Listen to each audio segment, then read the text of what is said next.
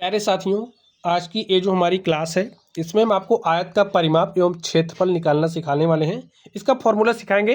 तो स्टूडेंट्स, ये जो परिमाप है, अगर आपके पास कोई भी आकृति है उसका आपको समझिए परिमाप निकालना। तो परिमाप का मतलब क्या होता है? परिमाप यानी कि चारों तरफ की माप। तो ये जो आपका आयत है, आपको इस आयत का परिमाप बताना है। तो स्टूडेंट, सबसे पहले तो आयत के बारे में आपको कुछ नॉलेज होनी चाहिए। अगर नॉलेज आयत के बारे में नहीं है और आप लोग किसी कंपटीशन एग्जाम की तैयारी कर रहे हो तो आयत से संबंधित 10-12 मिनट की हमारी क्लास है, वीडियो के डिस्क्रिप्शन बॉक्स में आपको मिलेगी। वहाँ से आप लोग पढ़ोगे तो लगेगा कि हाँ, हमने कुछ पढ़ा है। वहाँ पर आयत को हमने बहुत अच्छे से एक्सप्लेन किया है। अभी आप लोग यहाँ पर इतना ही समझिए कि जो आयत होता है, आयत की जो सम्मुख भुजाएं होती हैं, इनकी लंबाइयों की माप क्या होती है? एक समान होती है। तो यहाँ पर ये जो आपकी लंबाई ए बी है, देखिए ये जो ए बी है, ए बी की सम्मुख भुजा कौन सी है? C D.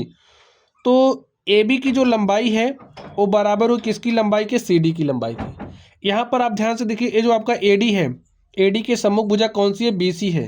तो आपकी ए डी की लंबाई बराबर होगी बी सी की लंबाई की। ठीक है। अब आपको परिमाप निकालना है।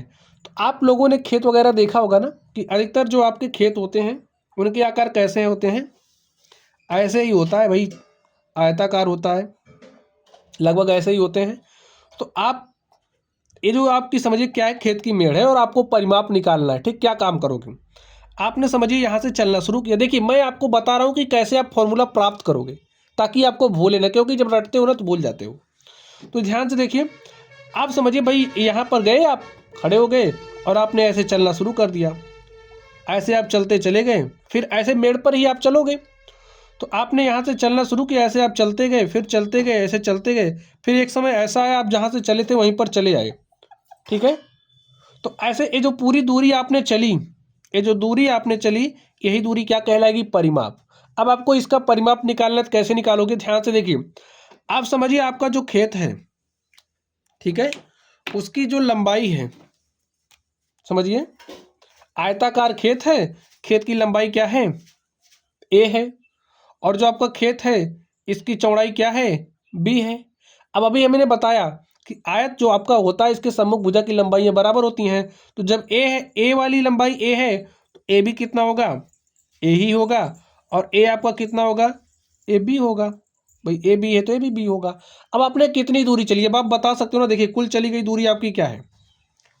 कुल चली गई दूरी, आपने कुल कितनी दूरी चली बताइए। देखिए, आपने यहाँ से यहाँ चला तो आपने ए इकाई दूरी चला, फिर यहाँ से आप यहाँ गए तो आपने बी दूरी चली, फिर आप अब यहाँ से यहाँ पहुँच गए, फिर आपने ए चला, फिर आप यहाँ से यहाँ आए, फिर आपने ए बी चला। तो आपने कुल कितनी दूरी तय करी? देखिए, ए में ए जोड़ा तो 2 ए हो गया, बी में बी जोड़ा तो 2 बी हो गया, और यहाँ से हमने देखिए 2 यहाँ पर भी है, 2 यहाँ पर हमने 2 कॉमन कर लिया, तो ए प्लस बी हमारे पास आ गया। तो यही हमारा क्या है? परिमाप है।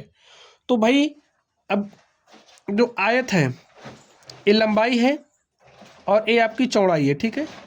तो यहाँ पर ए आपका क्या था? देखिए, ए आपकी लंबाई ही तो है।